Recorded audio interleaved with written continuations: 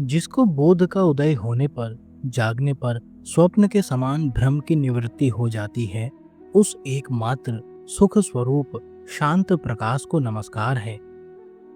कोई जगत के समस्त पदार्थों का उपार्जन करके अधिक से अधिक भोग प्राप्त कर सकता है, परंतु सबका परित्याग किए बिना कोई सुखी नहीं हो सकता। जिसका चित्त यह कर्तव्य है, यह अकर्तव्य है इत्यादि दुखों की तीव्र ज्वाला से झुलस रहा है, उसे भला कर्म त्याग रूप शांति की पीयूष धारा का सेवन किए बिना सुख की प्राप्ति कैसे हो सकती है। यह संसार केवल भावना है, परमार्थतः कुछ नहीं है। भाव और अभाव के रूप में स्वभावतः स्थित पदार्थों का कभी अभाव नहीं हो सकता। आत्मा का स्वरूप न दूर है न निकट, वह तो प्राप्त ही है, तुम स्वयं ही हो। उसमें न विकल्प है, न प्रयत्न है, न विकार है और न मल। अज्ञान मात्र की निवृत्ति होते ही तथा स्वरूप का बोध होते ही दृष्टि का आवरण भंग हो जाता है और तत्वज्ञ पुरुष शोक रहित होकर शोभायमान होते हैं। सब कुछ कल्पना मात्र है और आत्मा नित्य मुक्त है। धीर पुरुष इस बात को जानकर फिर बालक के समान क्या अभ्यास करे, अर्थात ज्ञानी के लिए अभ्यास निरर्थक है।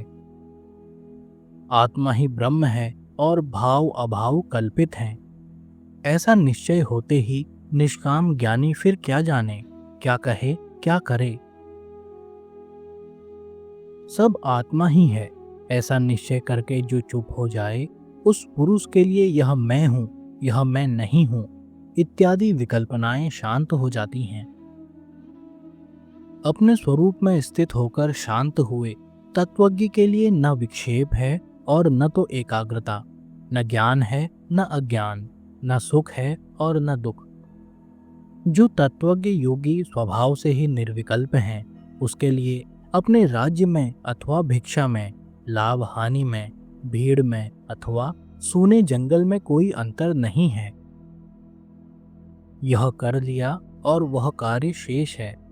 इन द्वंद्वों से जो तत्वज्ञ मुक्त है, उसके लिए धर्म कहाँ, काम कहाँ, अर्थ कहाँ और विवेक भी कहाँ है। जीवन मुक्त ज्ञानी के लिए न तो कुछ कर्तव्य है और न तो उसके हृदय में कोई अनुराग है।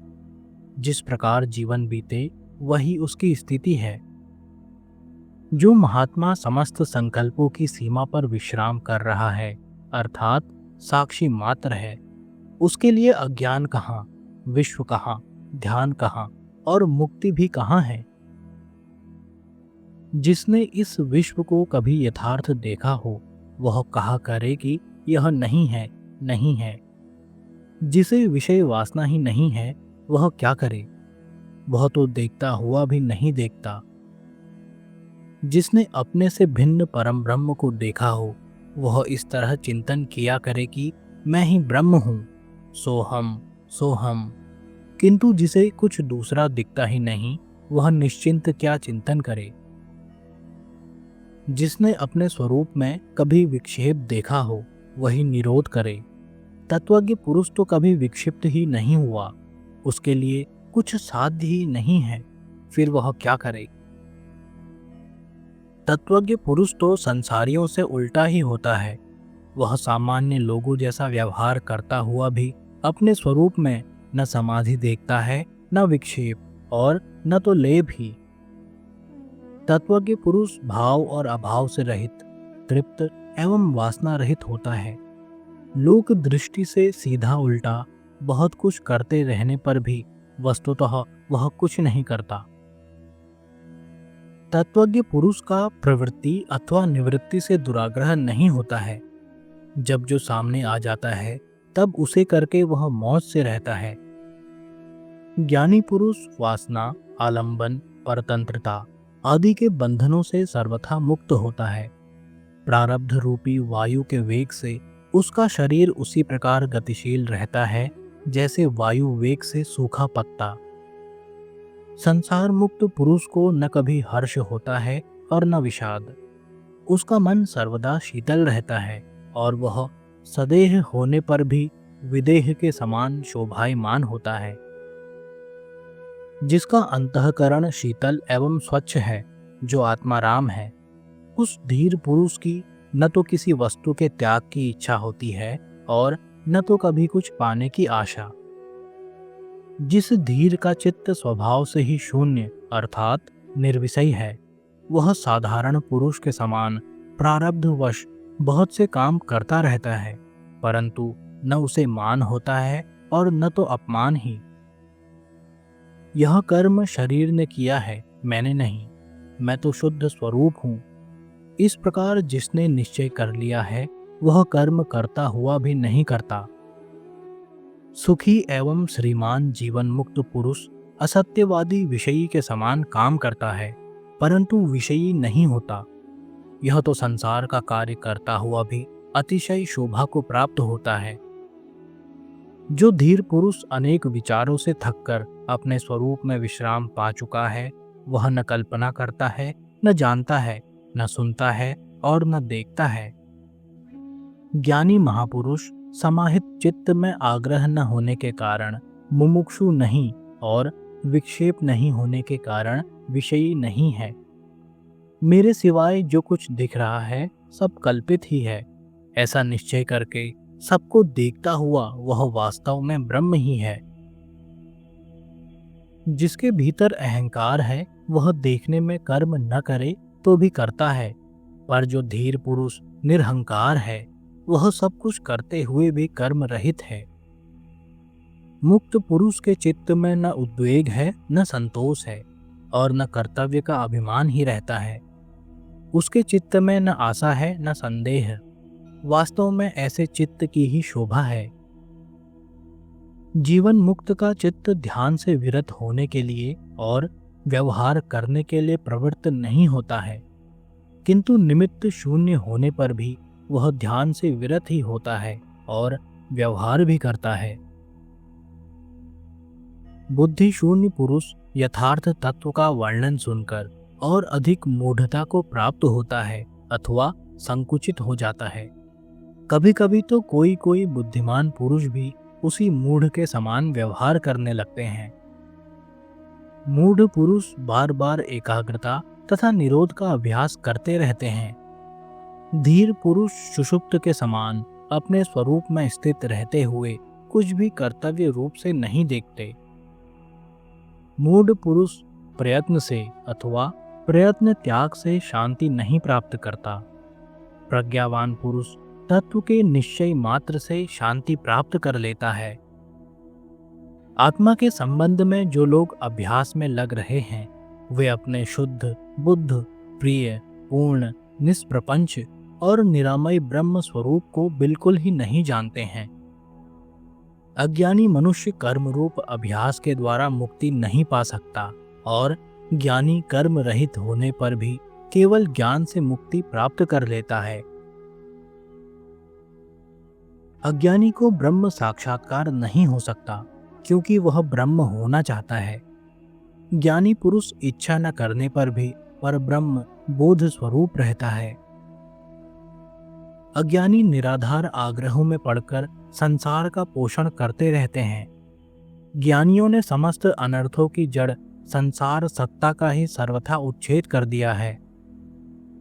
अज्ञानी को शांति नहीं मिल सकती, क्योंकि वह शांत होने की इच्छा से युक्त है। इच्छा ही अशांति है। ज्ञानी पुरुष तत्व का दृढ़ निश्चय करके सर्वदा शांत चित्त ही रहता है। अज्ञानी को आत्म साक्षात्कार कैसे हो सकता है, जबकि वह दृश्य पदार्थों का आलंबन स्वीकार करता है। ज्ञानी पुरुष वे हैं जो उन दृश्य पदार्थों को देखते ही नहीं और अपने अविनाशी स्वरूप को ही देखते हैं। जो आग्रह करता है, उस मूर्ख का चित्त निरुद्ध कहाँ है? स्थित प्रज्ञ आत्माराम का चित्त तो सर्वदा स्वाभाविक ही निरुद्ध रहता है। कोई पदार्थ सत्ता की भावना करता है और कोई पदार्थों की असत्ता की भावना करता है। ज्ञानी पुरुष तो भाव अभाव दोनों की भावना छोड़कर यूं ही निश्चिंत मस्त रहता है। बुद्धिमान पुरुष अज्ञानवश अपने शुद्ध अद्वितीय स्वरूप का ज्ञान तो प्राप्त करते नहीं, भावना करते हैं, उन्हें जीवन पर्यंत शांति नहीं मिलती। मुमुक्षु पुरुष की बुद्धि कुछ न कुछ आलंबन ग्रहण किए बिना नहीं रहती। मुक्त पुरुष की बुद्धि तो सर्वथा निष्काम और निरालंब ही रहती है। अज्ञानी पुरुष विषय रूपी मतवाले हाथियों को देखकर भयभीत हो जाते हैं और शरण के लिए तुरंत निरोध और एकाग्रता की सिद्धि हेतु झटपट चित्त की गुफा में घुस जाते हैं। वासनाहीन ज्ञानी सिंह है, उसे देखकर विषय के मतवाले हाथी चुपचाप भाग जाते हैं। उनकी एक नहीं चलती, उल्टे वे तरह तरह से खुशामद करके सेवा करते हैं। निःशंक तत्वज्ञ पुरुष मुक्ति के साधनों का अभ्यास नहीं करता है। वह तो देखते, सुनते, छूते, सूंघते, भोगते हुए भी आनंद में मग्न रहता है। शुद्ध बुद्धि पुरुष वस्तु तत्व का श्रवण करने मात्र से आकुलता रहित हो जाता है। फिर आचार अनाचार अथवा उदासीनता पर उसकी दृष्टि नहीं जाती है। स्वभावस्थ ज्ञानी शुभ हो चाहे अशुभ, जो जब करने के लिए सामने आ जाता है तब उसे सरलता से कर डालता है। उसकी चेष्टा बच्चे के समान होती है। स्वतंत्रता से ही सुख की प्राप्ति होती है। स्वतंत्रता से ही परतत्व की उपलब्धि होती है। स्वतंत्रता से ही परम शांति की प्राप्ति होती है। स्वतंत्रता से ही परम पद मिलता है। जब जिज्ञासु पुरुष अपने आप को अकर्ता और अभोक्ता निश्चय कर लेता है, तब चित्त की समस्त वृत्तियां क्षीर्ण हो ही जाती हैं। स्थित प्रज्ञ पुरुष की स्वाभाविक स्थिति उच्छृंखल होने पर भी श्रेष्ठ है। अज्ञानी पुरुष की, जिसके चित्त में अनेक इच्छाएं भरी हैं, बनावटी शांति सुशोभित नहीं होती। स्थित प्रज्ञ पुरुष महान भोगों में विलास करते हैं और पर्वतों की गहन गुफाओं में भी प्रवेश करते हैं, किंतु वे कल्पना, बंधन एवं बुद्धि वृत्तियों से मुक्त होते हैं। स्थित प्रज्ञ पुरुष श्रोत्रिय, देवता, तीर्थ, स्त्री, राजा और प्रिय को देखकर उनका सत्कार करता है, परंतु उसके हृदय में कोई वासना नहीं होती है। सेवक, पुत्र, स्त्री, दौहित्र और सगोत्र के साथ हंसी उड़ाए जाने पर, धिक्कार देने पर भी तत्वज्ञ पुरुष के चित्त में तनिक भी विकार नहीं होता है। लोगों की दृष्टि से प्रसन्न दिखने पर भी वह प्रसन्न नहीं होता और खिन्न दिखने पर भी खिन्न नहीं होता। उसकी उन आश्चर्यकारी दशाओं को वैसे लोग ही जानते हैं। कर्तव्य बुद्धि का नाम ही संसार है। विद्वान लोग उस कर्तव्यता को ही नहीं देखते, क्योंकि वे शून्याकार, निराकार, निर्विकार एवं निरामय होते हैं। अज्ञानी पुरुष कुछ न करता हो तब भी क्षोभवश सर्वत्र व्यग्र ही रहता है। स्थित प्रज्ञ अर्थात कुशल पुरुष बहुत से काम करता हुआ भी शांत रहता है। स्थित प्रज्ञ पुरुष व्यवहार में भी सुख से बैठता है, सुख से सोता है, सुख से आता जाता है, सुख से बोलता है और सुख से खाता भी है। जो महाहृद के समान अक्षुब्ध है और स्वभाव से ही जिसको व्यवहार करते रहने पर भी साधारण लोगों के समान पीड़ा नहीं होती, वह दुख रहित ज्ञानी शोभायमान होता है। मूढ़ की निवृत्ति भी प्रवृत्ति जैसी होती है। स्थित प्रज्ञ की प्रवृत्ति भी निवृत्ति का फल देती है। अज्ञानी पुरुष प्रायः ग्रह द्रव्य आदि पदार्थों से वैराग्य करता दिखता है, परंतु जिसका देह अभिमान नष्ट हो चुका है, उसके लिए कहाँ राग, कहाँ विराग। अज्ञानी की दृष्टि सर्वदा भाव या अभाव में लगी रहती है। तत्वज्ञ पुरुष की दृष्टि तो दृश्य को देखते रहने पर भी अदृष्टि ही रहती है। जो तत्वज्ञ सभी कामों में बालक के समान निष्काम व्यवहार करता है, वह शुद्ध है। कर्म करने पर भी वह लिप्त नहीं होता। वह आत्मज्ञानी धन्य है जो समस्त स्थितियों में सम रहता है। देखते, सुनते, छूते, सूंघते और खाते पीते भी उसका मानस तृष्णा रहित होता है। स्थित प्रज्ञ पुरुष सर्वदा आकाश के समान निर्विकल्प रहता है। उसकी दृष्टि में संसार कहाँ है और उसका भान कहाँ। उसके लिए साध्य क्या है और साधन क्या। जिस तत्वज्ञ पुरुष को अपने अखंड स्वरूप में सर्वदा स्वाभाविक समाधि रहती है, जिसका लौकिक पारलौकिक कोई स्वार्थ नहीं है, जो पूर्ण स्व आनंद घन है, वास्तव में वही विजयी है। बहुत कहने से क्या लाभ। तत्वज्ञ महापुरुष भोग और मोक्ष दोनों के प्रति आकांक्षा रहित होता है और सदा सर्वत्र राग रहित होता है। महत तत्व से लेकर संपूर्ण द्वैत रूप दृश्य जगत नाम मात्र का पसारा है। शुद्ध बोध स्वरूप तत्वज्ञ ने जब इसका परित्याग ही कर दिया, तब भला उसका क्या कर्तव्य शेष है।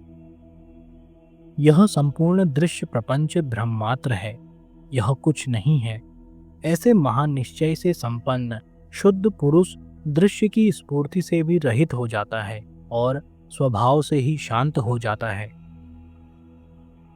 जो शुद्ध स्फुरण स्वरूप है, जिसे दृश्य सत्तावान नहीं मालूम पड़ता, उसके लिए विधि क्या, वैराग्य क्या, त्याग क्या और शांति क्या।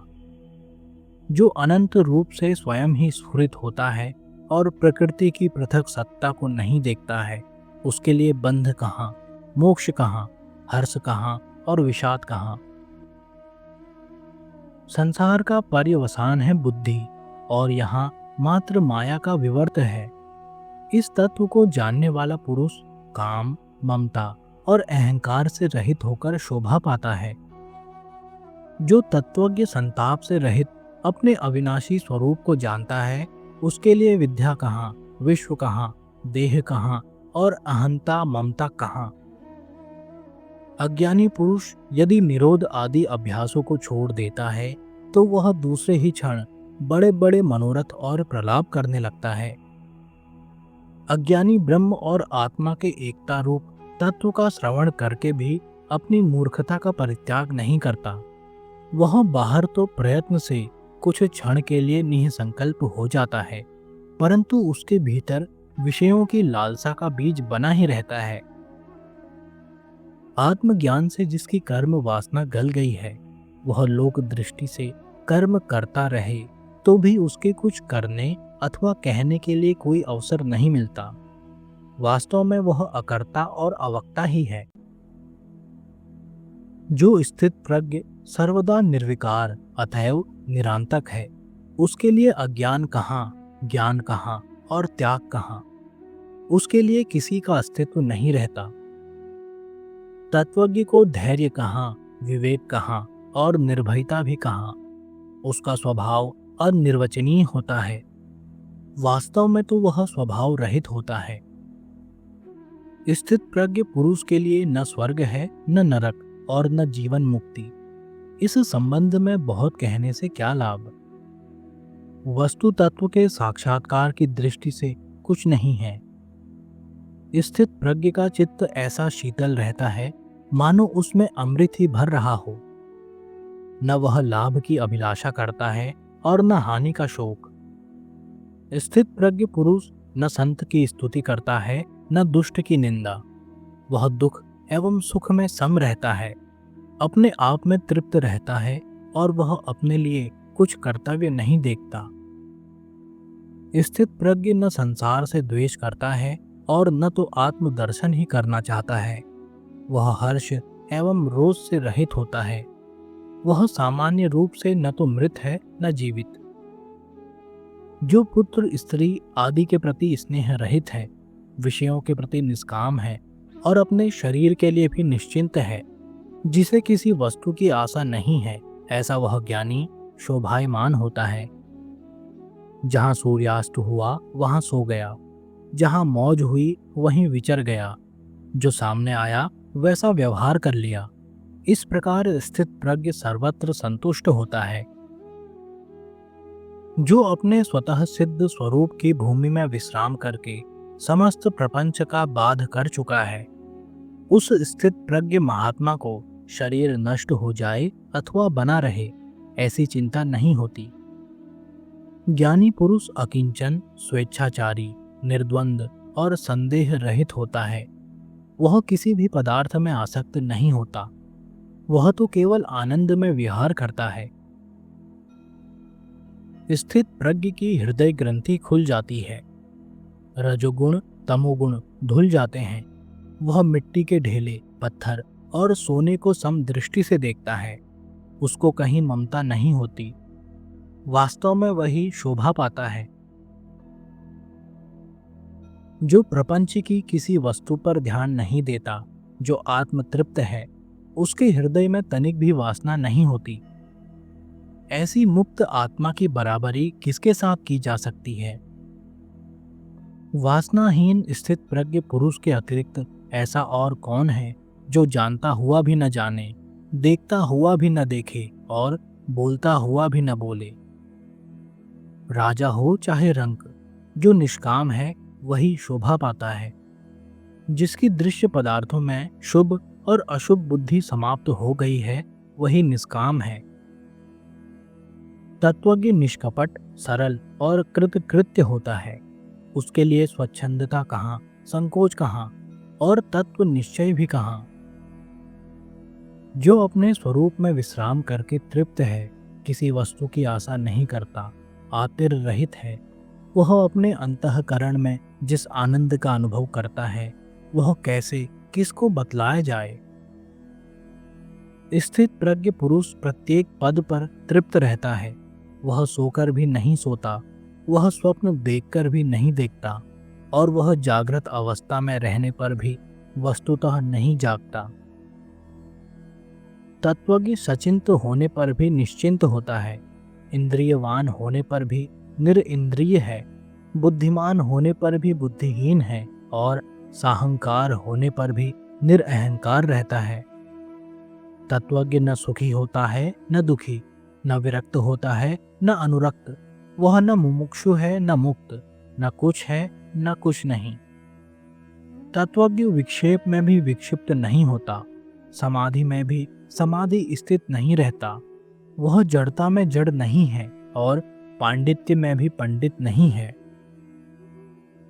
तत्वज्ञ समस्त स्थितियों में स्वरूप स्थित रहता है। कृतकृत्य होने के कारण परम शांत होता है, सर्वत्र सम रहता है।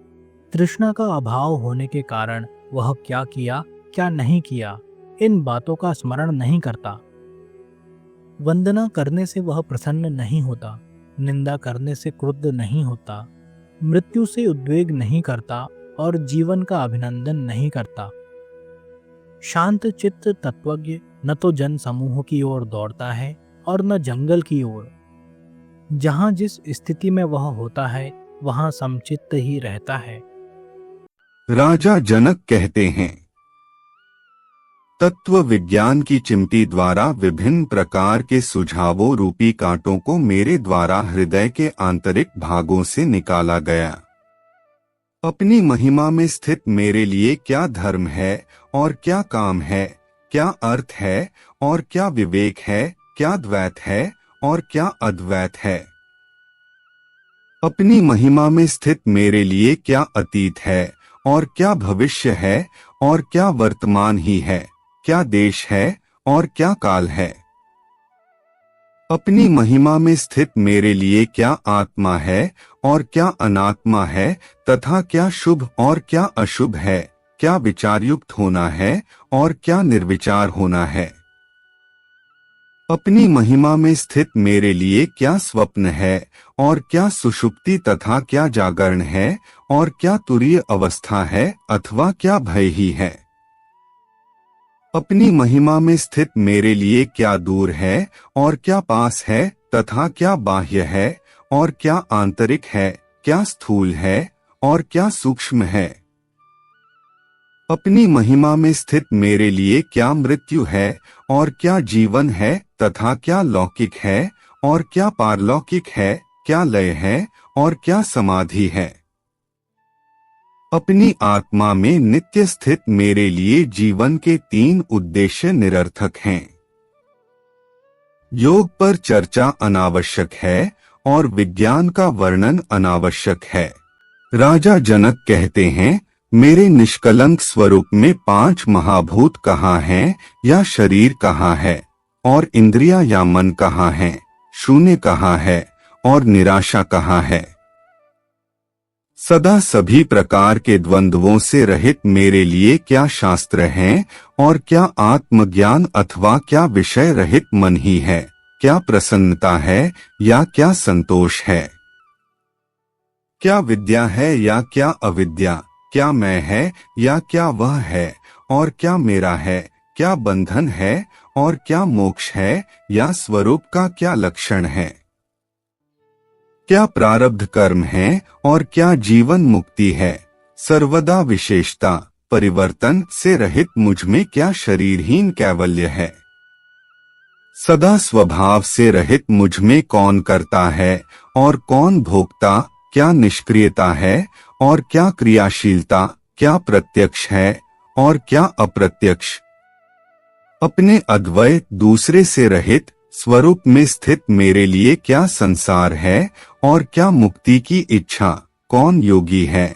और कौन ज्ञानी, कौन बंधन में है और कौन मुक्त, अपने अद्वैत दूसरे से रहित स्वरूप में स्थित मेरे लिए क्या सृष्टि है और क्या प्रलय, क्या साध्य है और क्या साधन, कौन साधक है और क्या सिद्धि है, विशुद्ध मुझ में कौन ज्ञाता है और क्या प्रमाण है, क्या ज्ञेय है और क्या ज्ञान, क्या स्वल्प है और क्या सर्व, सदा निष्क्रिय मुझ में क्या अन्यमनस्कता है और क्या एकाग्रता, क्या विवेक है और क्या विवेकहीनता, क्या हर्ष है और क्या विषाद, सदा विचार रहित मेरे लिए क्या संसार है और क्या परमार्थ, क्या सुख है और क्या दुख, सदा विशुद्ध मेरे लिया क्या माया है और क्या संसार, क्या प्रीति है और क्या वृत्ति, क्या जीव है और क्या वह ब्रह्म,